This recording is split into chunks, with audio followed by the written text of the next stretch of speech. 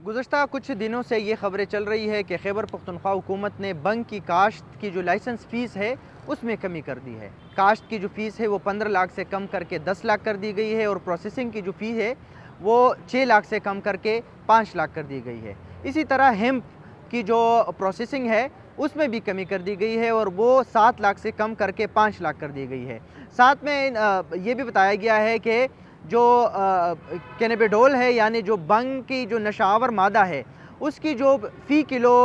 जो exercise duty है वो 3000 से बढ़ाकर 5000 कर दी गई है। इन खबरों में कन्फ्यूजन ये है कि बाज़ लोग चर्स और हेम्प को एक ही समझते हैं जबकि ये अलग अलग मादे हैं। कैनेबस दरअसल एक पौधा है लेकिन इससे मुख्तलिफ़ किस्म के मादे जो है वो हासिल किए जाते हैं। इसमें एक चर्स है जो नशावर अज्जा में शामिल है और दूसरा हेम्प जो है वो भी इसी से हासिल किया जाता है, लेकिन इसमें नशावर मादी की मकदार 0.3 से कम होती है और ये नशे के लिए इस्तेमाल नहीं की जाती। खैबर पख्तूनख्वा हुकूमत ने हेम्प के ऊपर जो प्रोसेसिंग फ़ीस है वो कम कर दी है। कैनेबस से हासिल करदा हेम्प जो है ये दवाइयों में इस्तेमाल किया जाता है, तौरे काटन मुख्तलिफ फैब्रिक्स में इस्तेमाल किया जाता है, कारपेट बनाने के लिए इस्तेमाल किया जाता है। मुख्तलिफ